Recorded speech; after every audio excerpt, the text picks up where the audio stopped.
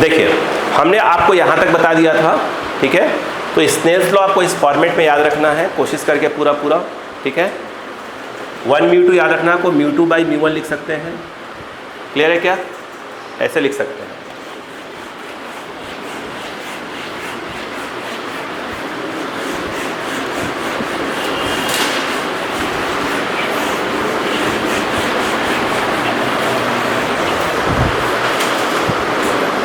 देखें, यस। अब देखें, जैसे मैंने आपको चीज बोलता हूँ, जैसे कि ए म्यू जी, ए म्यू डब्ल्यू, पढ़ते क्या इसको? एक्चुअल में इसे पढ़ा जाता है, बोलो, absolute refractive index of glass. ये पढ़िए, एब्सोल्यूट बोल दिया मतलब लाइट कहाँ से आ रही है? एयर से आ रही है। इसी को अगर आप देखें तो इसको पढ़ सकते थे, देखो, refractive index of glass with respect to air. क्या? Refractive index of glass with respect to air. ये क्या लिखा था अक्षर?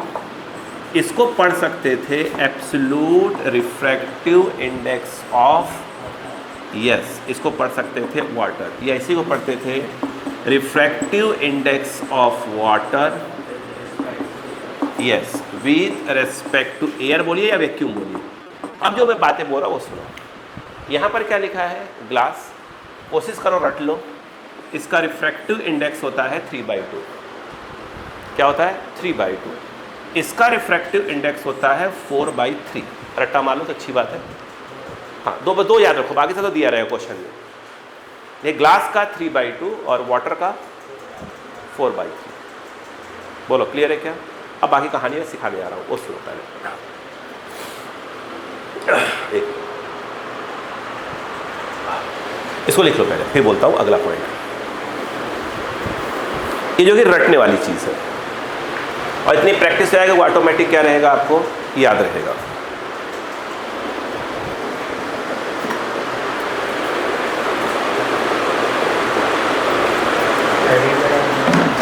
कुछ नहीं भाई, हर जगह हेड नहीं डालो, क्या नोट डाल के लिखो ना।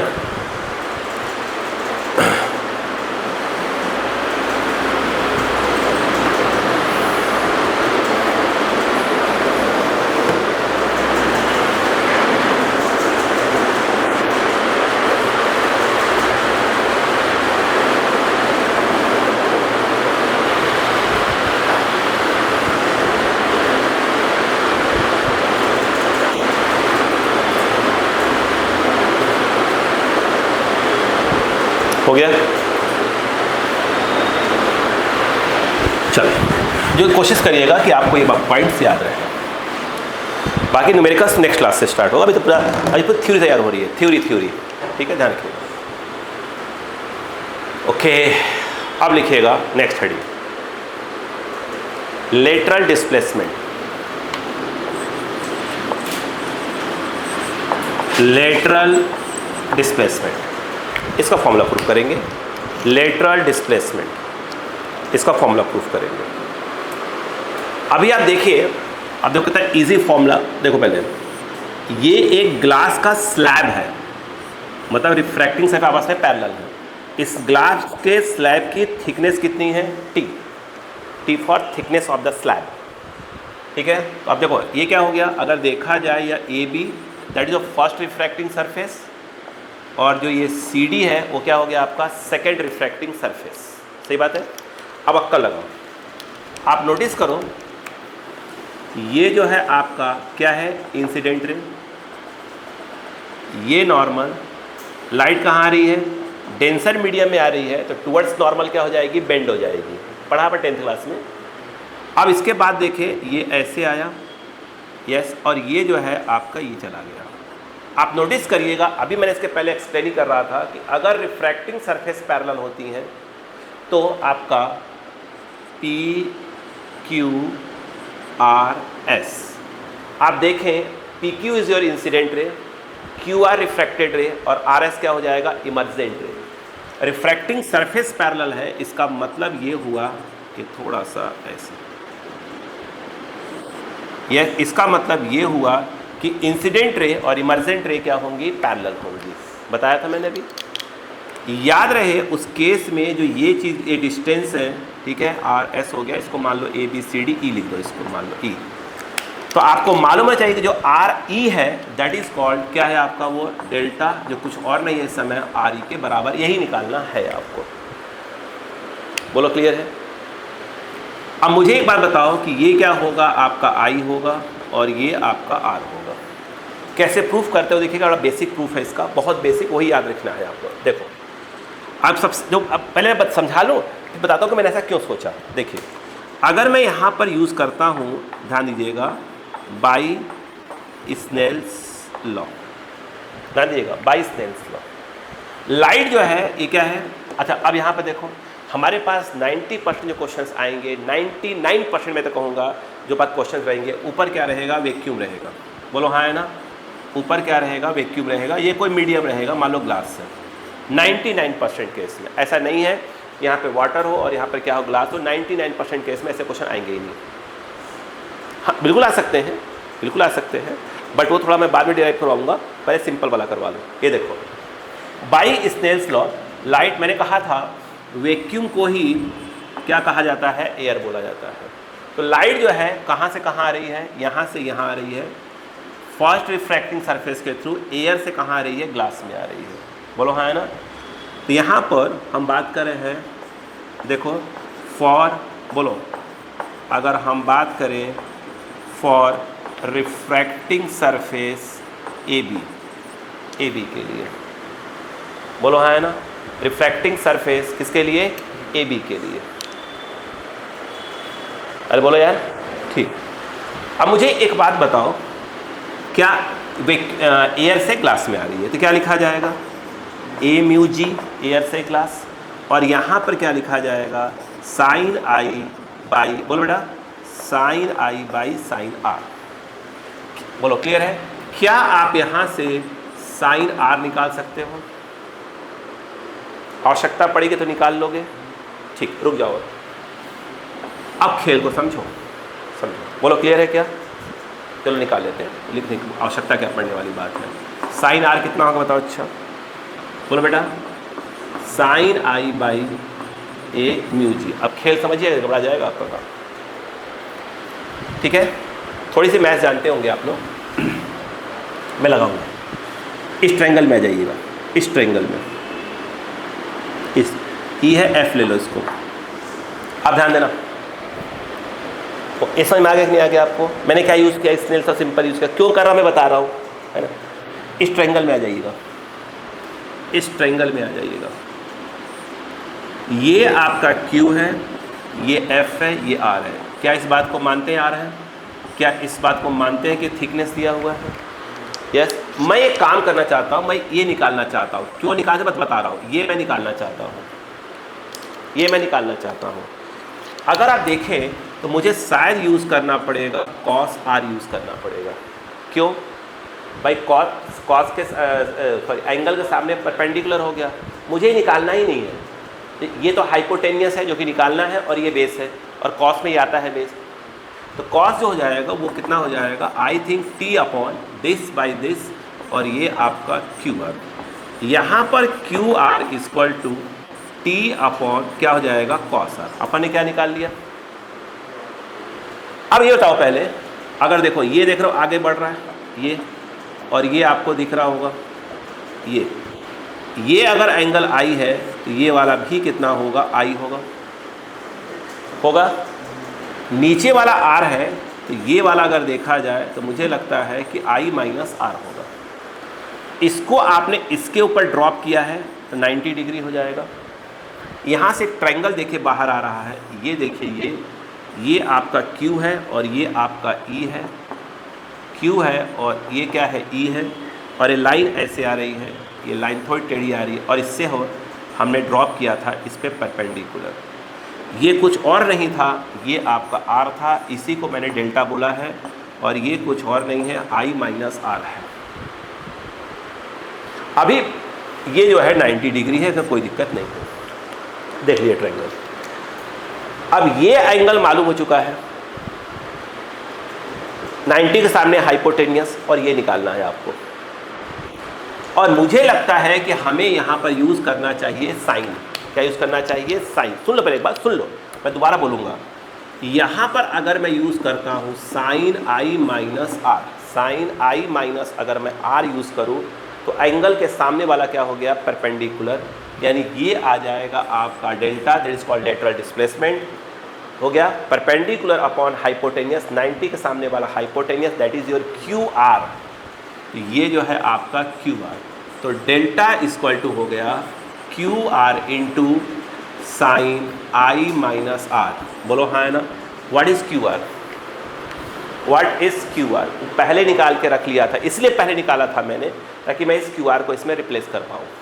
तो क्यू आर जो है आपका क्या आ गया? टी बाई बोलो कॉस आर, और ये आ जाएगा साइन। आपसे एक रिक्वेस्ट है कि लेटरल डिस्प्लेसमेंट का सिर्फ यही फॉर्मूला याद रखिएगा, इससे पूरे क्वेश्चन सॉल्व हो जाएंगे। बस ये लेटरल डिस्प्लेसमेंट का सिर्फ यही फॉर्मूला याद रखिएगा, बाकी पूरे हो जाएंगे। बोलो क्लियर है क्या? यही फॉर्मूला याद रखिएगा। अब जहाँ तक सवाल है, आप बोलोगे ऐसे क्या करवा रहे हो भाई? देखो सुनो, क्वेश्चन में हमेशा आई दिया रहेगा, ध्यान रखना। क्वेश्चन में अगर मैं इस ए म्यू जी को सिंपल म्यू लिख दूँ, सिंपल म्यू, तो साइन आई बाई क्या हो जाएगा? ये म्यू हो जाएगा। अरे यार, ए म्यू जी को मैंने सिंपल म्यू लिख दिया मेरे भाई। बोलो क्लियर है क्या? अब थोड़ी सी आप मैथ्स जानते होंगे, ध्यान दो पहले। चलो ये बता देते हैं, देखना मैं फिर बोल रहा हूँ। लेटरल डिस्प्लेसमेंट का formula t sine i minus r, t sine i minus r, t sine i minus r upon cos r, यही आपको याद रखिए, बाकी को याद नहीं रहना चाहिए। बाइक की जरूरत नहीं पड़ेगी, अपना काम हो जाएगा। ठीक है, देखो अब यहाँ कहानी थोड़ी सी आगे बढ़ाते हैं। बढ़ाओ, ये बताओ, ये टी है। साइन ए माइनस बी का फॉर्मूला क्या होता है? मैथ्स के स्टूडेंट अगर हो तो बताओ क्या होगा? Sign A cos B minus cos A sine B. बोलो हाँ ना? अपॉन में क्या है? Cos R. बोलो क्लियर है क्या? अगर आप देखें डेल्टा इक्वल टू टी, अगर इनको सेपरेट कर दें, यानी इसके अपॉन ये फिर इसके अपॉन ये कर दें, तो आई थिंक ये इससे कट जाएगा। यानी ये क्या आएगा? बोलो साइन आई आएगा, कॉस आई आएगा, और बोलो क्या आएगा? टेन आर आएगा। नहीं आएगा? सही तो है? ठीक है, अब देखो यहाँ पर, ये देखो, यहाँ आ जाओ, ये एंगल आर है। मैंने कहा से भी याद रखना है, sine r that is called perpendicular and that is called hypotenuse. Angle r, वो देखो आर ले लिया, ये कहलाएगा परपेंडिकुलर, ये कहलाएगा हाइपोटेनियस। यानी ये वाला परपेंडिकुलर के नाम पर हो जाएगा साइन आई, हाइपोटेनियस के नाम पर ये। तो ये निकालना बहुत आसान है, I think mu square sine square I. यहाँ पे अगर आप देखें डेल्टा, ये आ गया टी, ये बोलो क्या जाएगा? साइन आई, और ये है cos i, tan r. Tan r equal to this by this, this by this, यानी यहाँ पर ये आ जाएगा, बोलो क्या जाएगा? साइन आई अपॉन, बोलो बेटा, under root of mu square minus sine square I. बहुत करोगे साइन आई कॉमन ले लोगे, यहाँ पर ये डेल्टा, बहुत करोगे साइन आई कॉमन, 1 माइनस बोलो cos I upon under root of mu square minus sine square I. बोलो क्लियर है क्या? ये है स्क्वायर। देखो क्वेश्चन में आपको थिकनेस ऑफ द स्लैब दिया होगा, यानी टी दिया होगा। अरे बोलो यार, आपको आई क्वेश्चन में जरूर देगा, 100% देगा। तो आपको म्यू इसका दिया रहेगा, रख दीजिए, डेल्टा निकल के आ जाएगा। मैं लेकिन कहूँगा आप इसको याद रखिए, क्योंकि इसको याद रखिएगा। आपको मालूम है कि लाइट इस मीडियम से इस मीडियम में आ रही है, तो आपको एक बार क्या लगा देना पड़ेगा? सिंपल स्नेल्स लॉ लगाएंगे, उससे ऑटोमेटिक आ जाएगा। यहाँ से आप ट्रायंगल निकालना सीख जाएंगे। जहाँ तक फॉर्मूले का सवाल है, आपको वैसे भी याद रखना है। बोलो हाँ, t sine i minus r upon cos r, that is lateral displacement का फॉर्मूला। बोलो क्लियर है क्या? अब यहाँ पर देखो, ध्यान दो प्लीज। बोल देखो, बोलो, मैंने एक बार बताया था कि यदि एंगल छोटे होते हैं, अगर थीटा एंगल स्मॉल होता है, थीटा इज क्या है आपका वेरी स्मॉल, मैंने कहा था करीब करीब 5 डिग्री से कम होता है। मैंने कहा था उस केस में आप साइन थीटा को थीटा लिखेंगे, टैन थीटा को थीटा लिखेंगे और कॉस थीटा को 1 लिखेंगे। बोलो हाँ है ना। यहाँ पर अगर हम ऐसे करें, ध्यान देना बेटा, कि if i and r very small, यानी अगर क्या दिया हो, बोलो क्या दिया हो, एंगल ऑफ जो इंसिडेंस की वैल्यू बहुत ही कम हो, बहुत कम, छोटी हो, आर ऑटोमेटिक छोटा हो जाएगा। उस केस में यदि आप देखें तो ये साइन आई माइनस आर है, आप देखिए साइन थीटा को थीटा लिख सकते हैं, यानी साइन आई माइनस आर, यानी आई माइनस आर मतलब एक प्रकार से क्या हो गया, थीटा। तो साइन थीटा को थीटा लिख सकते हैं, तो इसका मतलब इसको सिंपल भाषा में क्या लिख सकते हैं, आई माइनस आर। और जो कॉस आर लिखा हुआ है इसको सिंपल कॉस थीटा को 1, इसको 1 लिख दीजिए। तो लेटरल डिस्प्लेसमेंट का formula t sine i minus r, वहाँ सिंपली जो है क्या हो जाएगा, आई माइनस आर हो जाएगा, यहाँ 1 हो जाएगा। यहाँ बात समझ आ रही है कि नहीं आ रही है, नहीं आ रही क्या?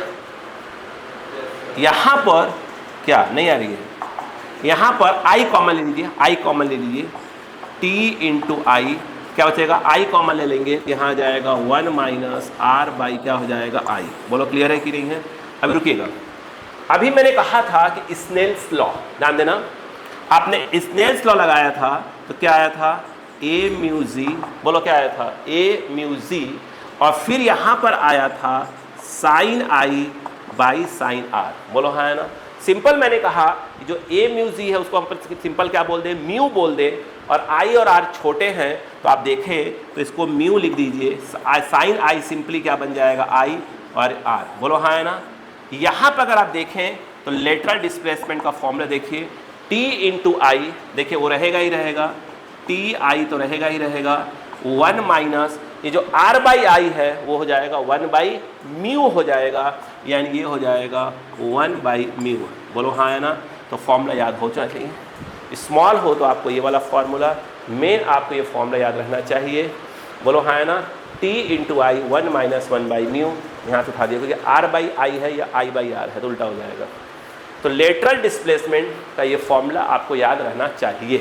प्लीज़ कॉपी जल्दी से, सिर्फ टाइम 2 मिनट का है, जल्दी करिए। हाँ, सुख के दिन चले गए आप लोग के, सुख के दिन चले गए।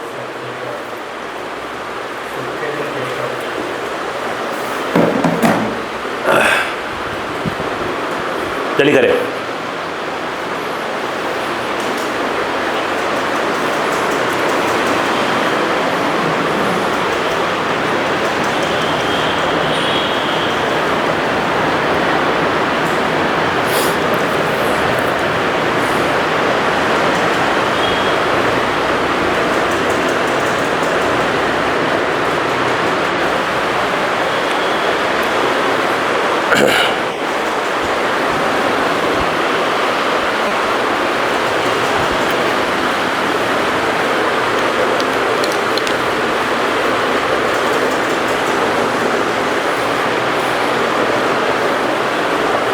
जल्दी लिखिए जल्दी लिखिए जल्दी लिखिए जल्दी लिखिए। मेन फॉर्मूला क्या है वो याद रहे।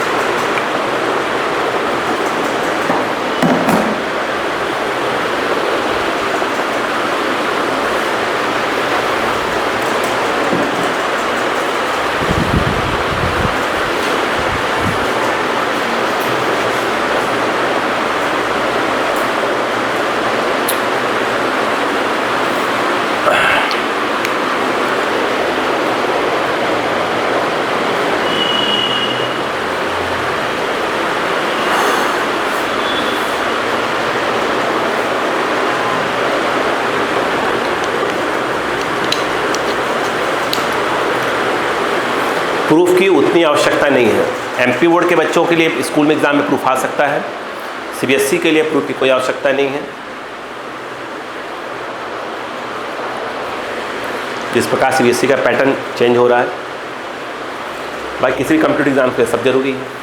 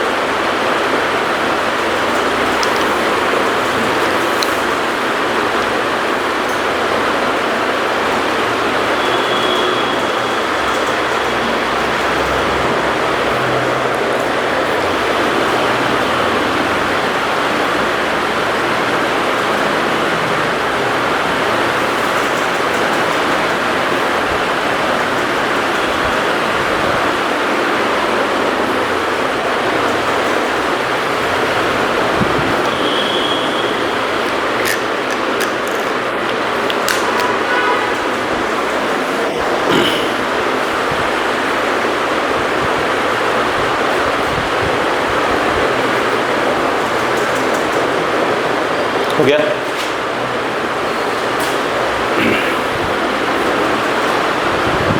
अब इसे जो शॉर्ट नोट टाइप क्या रहेंगे, उसमें सिंपल एक डायग्राम रहेगा और एक फॉर्मूला रहेगा, बहुत होगा तो वाला फॉर्मूला लास्ट वाला लिख देंगे, बस और कुछ नहीं।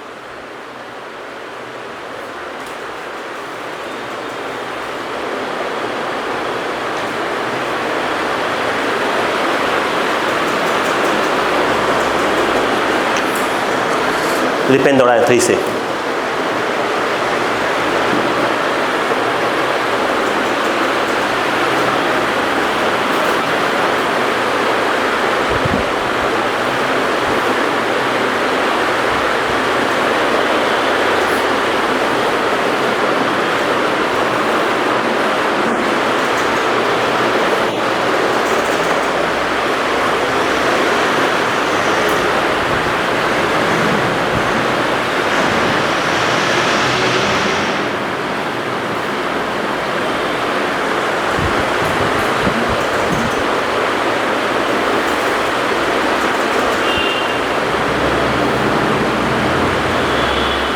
हो गया?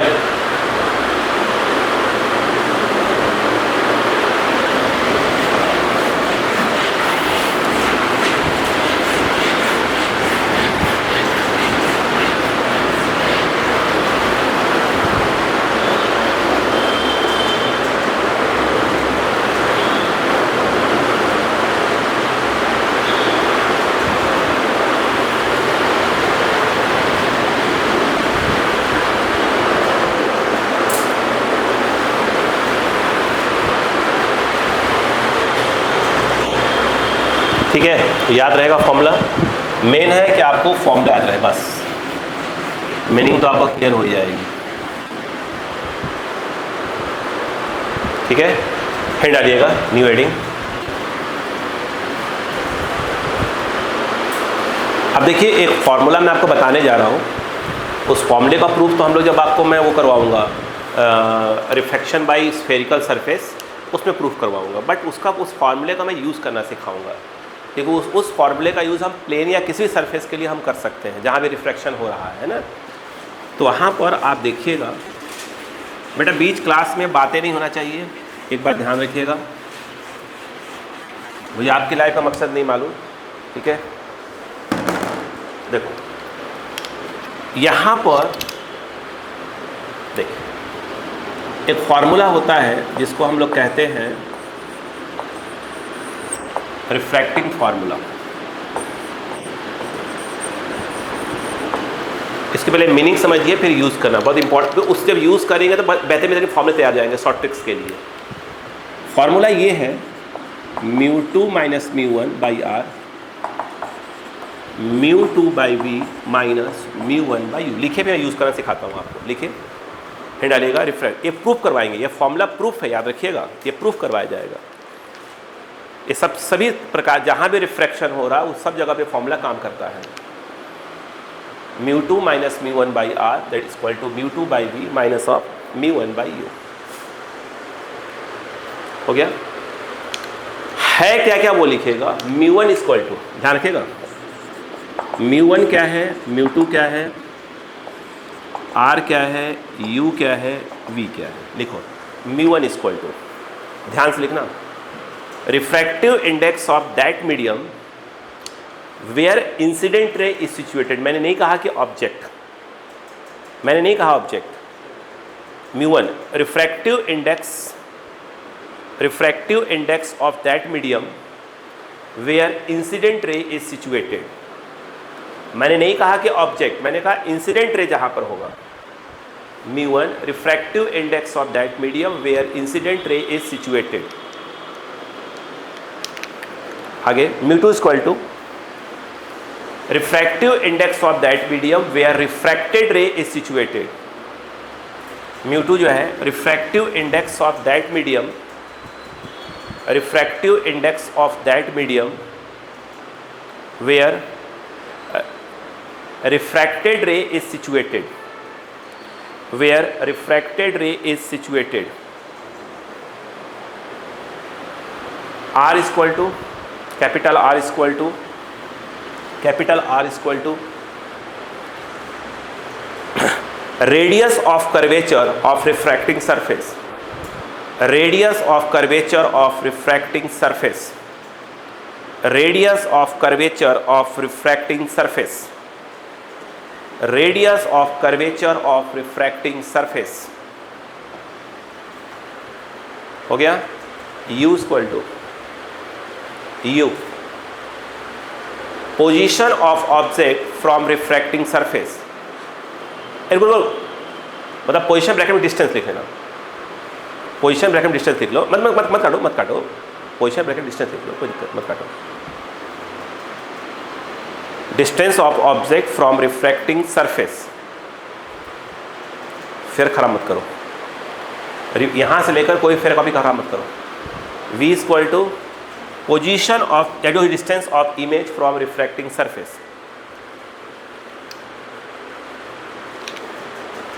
Position of image from refracting surface. हो गया।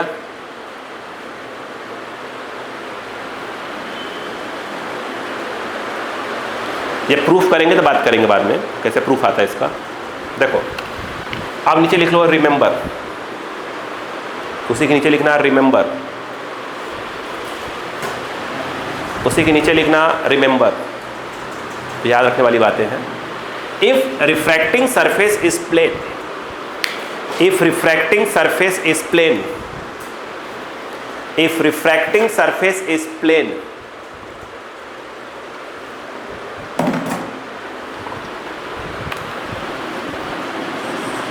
याद रखिएगा R इक्वल टू इन्फिनिटी। कैसे वो देखो, ये देखो देखो ये मानते हुए ऐसे है, सेंटर यहाँ आएगा, ये R कल आएगा, तो बेटा ये थोड़ा और बड़ा हो जाए ऐसे, तो सेंटर कहाँ चला जाएगा, यहाँ चला जाएगा। ये थोड़ा और सीधा हो जाए, सेंटर यहाँ आ जाएगा, और जब प्लेन जाएगा सेंटर कहाँ चला जाएगा, इन्फिनिटी पे। इसलिए कहते हैं जब क्या है, अगर प्लेन है तो R क्या होगा, इन्फिनिटी। हमको प्लेन वाला ही पढ़ना ही अभी, ठीक है। चलो हो गया, लिख लिया। हाँ आगे देखें। अब सुनो, इस फार्मूले का सबसे बेहतरीन यूज़ करना सीखने वाले हम लोग। अब वो हमारे लिए सबसे इम्पॉर्टेंट चीज़ है, अब वही आपको सिखाने जा रहा हूँ, वही सिखाने जा रहा हूँ कैसे कैसे क्या चीज़ होगा, ठीक है। अब सराफत से सीखें बेसिक। आज जो है उसका बेसिक सिखाऊंगा कि छोटे छोटे कैसे कैसे फॉर्मूले यूज़ करने पड़ेंगे, फिर जब नेक्स्ट क्लास तक आएंगे तो हम उसका मेन फॉर्मूले पे आ जाएंगे, ठीक है। ध्यान दीजिएगा। जैसे मान लो कि देखो ऐसे ये है बेटा, ये यहाँ पर मान लेते हैं कि ये मीडियम 1 है और ये मीडियम 2 है, ठीक है। सुनते हैं ना बस।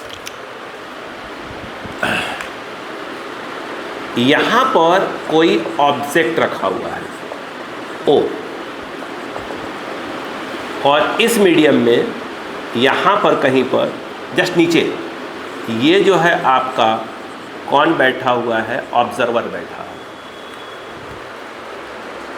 बोलो क्लियर है क्या, नहीं बात समझ में आई?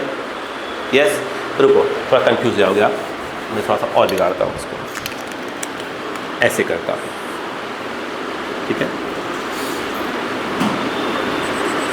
इसे करूँगा मीडियम 1 ताकि आपको डायग्राम कोई दिक्कत ना आए। ये मीडियम 2। अब मेरी बात शायद क्लियर हो पाएगी। मछली होती है, ठीक है, एक पानी में एक मछली है, मान लो ये है, और जस्ट आप इसके बाहर से, पानी के जस्ट बाहर से ऐसे मछली को देख रहे हो, ठीक है। ये जो मछली है वो इस समय आपकी ऑब्जेक्ट है और आप इसको जस्ट ऊपर से देख रहे हो, यानी यहाँ कौन बैठा हुआ है आपका, कौन बैठा है, ऑब्जर्वर बैठा है, तो देखने वाला है। मछली जो है, सपोज करो कि एच नीचे बैठी हुई है, रियल में एच नीचे है, ठीक है, ठीक है, चाहो कैपिटल एच बोल दो, capital H. Capital H actual में क्या है, अगर देखा जाए रियल डेप्थ है, मतलब रियल इतना ही, रियल डेप्थ ऑफ फिश, या बोला जाए तो ऑब्जेक्ट। बोलो क्लियर है क्या? नहीं आया? अब ध्यान रखना मैं कैसे यूज़ करता हूँ वो देखो। जब भी हम टॉपिक को पढ़ेंगे तो ध्यान रखना कि हमें इंसिडेंट रे हमेशा कहाँ से स्टार्ट करनी है, ऑब्जेक्ट से। कहाँ से? और जाना किस तरफ है, ऑब्जर्वर की ओर जाना है। बोलो क्लियर है क्या? अब सुनना, यहाँ पर बड़ी सिंपल सी बात ये है, चक्कर में पढ़ो ही मत कि लाइट जा रही है तो away from normal towards normal, झंझट पढ़ो ही मत तुम तो, बस ये सीधे देखो, ऐसे ऐसे खींच दो, खत्म काम, खत्म हो गया, बाकी बना लेंगे। अब सुनो, कहानी स्टार्ट करते हैं। रिफ्रैक्टिंग फार्मूले का जो आर है उसकी वैल्यू इन्फिनिटी होना चाहिए। क्यों होना चाहिए? सरफेस कैसा है, प्लेन है। इसका रिफ्रैक्टिव इंडेक्स है μ1 और इसका रिफ्रैक्टिव इंडेक्स है μ2। चलेगा? प्लीज यहां पर हमने बताओ क्या बोला था, एक μ1 बताया था और एक फॉर्मूले का μ2 बताया था। μ1 क्या था? Refractive index of that medium where incident ray is situated. भाई साहब, that is your incident ray, और इस समय जो इंसिडेंट रे है वो μ1 मीडियम में है, यानी इस समय μ1 की वैल्यू क्या रहेगी, μ1 ही रहेगी। ये कौन सी रे है, रिफ्रैक्टेड रे है, और वो जिस मीडियम में होगा उसी को μ2 बोलते हैं। जैसे फिलहाल μ2 को मैंने μ2 ही लेके रखा हुआ है। फिर मैंने कहा था कि u क्या होगा, मैंने कहा था distance of object from refracting surface.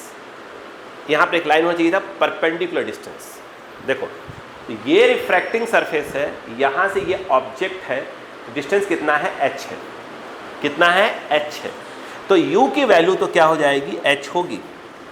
लेकिन इंसिडेंट रे u चल रहा, और काउंटिंग स्टार्ट कहाँ से होती है, रिफ्रैक्टिंग सरफेस से। तो काउंटिंग स्टार्ट होगी 0 1 2 3 4 5 2। तो आप ऐसे आ रहे हैं और इंसिडेंट रे उल्टा जा रही है, तो ये क्या लिखा जाएगा, -h लिखा जाएगा। आया? Position of image from refracting surface, that is your question mark. हो गया? खेल देखना बड़ा मस्त, इसे सिखा रहा हूँ फॉर्मूला। रिफ्रैक्टिंग फार्मूला था μ2 माइनस μ1 बाई आर, प्लीज समझे, μ2 by v minus of μ1 by u। Please सीखें। μ2 ही है फिलहाल, तो μ1 ही है, बट ये जो है आपका इन्फिनिटी है। सही है? μ2 है, पूरा बदलेगा, कहानी बदल जाएगी पूरी। अभी v है minus μ1 minus of h, something upon infinity 0, μ2v plus μ1h, and transfer μ2 by v minus of μ1 by h। पकड़ते रहो फॉर्मूले को, पकड़ते रहो फॉर्मूले को, पकड़ते रहो फॉर्मूले को, पकड़ दो। v by μ2 equal to, v by μ2 equal to, पलट रहा हूँ मैं, माइनस h बाई μ1। बुक के फॉर्मूले बता रहा हूँ कैसे लिखे हैं। v इक्वल टू, बोलो समझ में आया कि यहाँ पर फॉर्मूला? नहीं आया? आया? अब यहाँ पर मैं आपको जो बताना चाहता हूँ वो देखो, देखना। एक लाइन है, छोड़ना चाहता हूँ, यहाँ देखो, यहाँ लिख रहा हूँ, यहाँ छोड़ रहा हूँ जानबूझकर। क्या मैं इस v को ऐसे लिख सकता हूँ, इसको ट्रांसफर करो, या छोड़ा जानबूझकर, मैंने कुछ बताना मुझे, इसको इस तरफ ले आओ, तो minus of μ2 into H, please बेटा ये v इक्वल टू, बेटे एक बात बताओ, μ2 बाई μ1 को क्या लिख सकते हो? μ2 बाई μ1 को लिख सकते हैं 1 μ2 h। हाँ, 1 μ2 को ही क्या लिखा जाता है? μ2 बाई μ1 लिखा जाता है मेरे भाई, आई प्रूफ करवाया था। v इक्वल टू आप इसको लिख सकते हो h अपॉन, इसको नीचे ले आओ, 2 μ1। बोलो हाँ या ना। अब बताओ ऑब्जर्वर कहाँ है? मीडियम नंबर 2 में। ऑब्जेक्ट कहाँ है? देखो बुक में ऐसे लिखा रहता है, व्हाट इज एच, सब बता रहा हूँ, इसको बोल, सॉरी ये वी जो है वी, इसको बोलते हैं एपरेंट डेप्थ ऑफ, क्या है? Apparent depth of image of object, या एपरेंट डेप्थ ऑफ क्या बोलेंगे, ऑब्जेक्ट बोल देते हैं सिंपल, ठीक है। Apparent depth of image of object, तो इसको लिखा रहता है एच करके लिखा रहता है, ऐसे एपरेंट लिखा रहता है, एच एपरेंट लिखा रहता है। ये देखिए माइनस एच, ये एच क्या है? What is H? What is H? यहाँ लिख रहा हूँ, एच क्या है? ये लिखा तो है साथ में, लिखे रियल डेप्थ, ठीक है। तो इस एच को जो है ये लिखा रहेगा एच रियल डेप्थ, बात समझ में आ रही क्या? और ये देखिए ये मेन इंपॉर्टेंट लाइन है, यही मॉडल। देखिए ऑब्जर्वर कहाँ बैठा है? मीडियम 2 में। तो आप देख रहे हैं यहाँ ऑब्जर्वर का मीडियम और यहाँ ऑब्जेक्ट का मीडियम। नहीं आया, डायरेक्ट रट लो, फटाफट काम आ जाएगा। एपरेंट बराबर क्या आ गया? बोलो रियल, माइनस भूल जाओ, माइनस को दिक्कत नहीं है। रियल अपॉन क्या आएगा? ऑब्जर्वर और पीछे ऑब्जेक्ट। क्लियर रहेगा क्या? नहीं आया, नहीं आया। यहीं पर अब देखो फॉर्मूले में और खेल देखो, और खेल देखो। ये क्या है? ये बोलो पहले, ये वहाँ लिखवाया है, इसी को बोलते हैं एपरेंट डेप्थ। और ये क्या है? Mu observer. माइनस की आवश्यकता नहीं है, बस माइनस ये बता रहा है, यू में माइनस लगा हुआ है और वहाँ भी माइनस आ रहा है, मतलब जिधर ऑब्जेक्ट है इमेज उधर ही बन रहा है, बस इतना ही बता रहा है। बोलो क्लियर है क्या? बाकी सब बता रहा हूँ धीरे करके। तो माइनस आप नहीं भी याद करो कोई दिक्कत नहीं है। ये क्या होगा? बोलो एच बाई म्यू ऑब्जेक्ट। ये देखो, क्या आप सिर्फ एक लाइन याद कर सकते हैं अभी फिलहाल के लिए? फिर से एक मिनट। एक ऑब्जेक्ट था, ऊपर ऑब्जर्वर बैठा था। क्या आपको ये समझ में आया कि मैंने ये कहाँ से लिखा? ये समझ में आया मैंने कहाँ से लिखा? इस फॉर्मूले का यूज़ समझ में आया आपको? ये थोड़ी सी फॉर्मूले की गहराई समझ में आ गई आपको? नहीं आई? यस, रुकिएगा। अब सोचने वाली बात समझ में आई कि यहाँ पर नहीं आई, इसे लिखे फिर बात करते हैं आगे। हाँ, केमिस्ट्री क्लास भी है? अच्छा, ठीक है, ठीक। इसको लिख लीजिए। टाइम कितना हो रहा है? ठीक, लिख लीजिए, प्लीज़ लिख लें। अब बच्चे क्या है, मेरी बात सुने, हम कल इसी फॉर्मूले के डेप्थ में आएंगे और तरीके वाली डेप्थ में आएंगे। मतलब आप समझिए कि ये जो फॉर्मूला, मत देखो इतना डेंजरस होने वाला है, मतलब फॉर्मूला अगर आपको याद रहा तो क्वेश्चन की स्पीड इतनी तेज आएगी, मजा आ जाएगा पढ़कर आपको। अभी तो इसमें भी याद मत करिए, अभी तो फिलहाल एक लाइन याद रखिएगा, ये बस ये वाला, अभी बस इतना याद रखिएगा, ठीक है। बाकी तो मैं कल बताऊंगा इसका, 2-3-4 मीडियम होंगे तो कैसे होगा, उसका जो मेन फॉर्मूला आएगा हमको वो याद रखना है। मेन तो हमारे वो काम का है, ठीक है, वो हमारे ज़्यादा काम का है। बोलो यहाँ तक क्लियर हो गया क्या? ठीक, थैंक यू आज के लिए।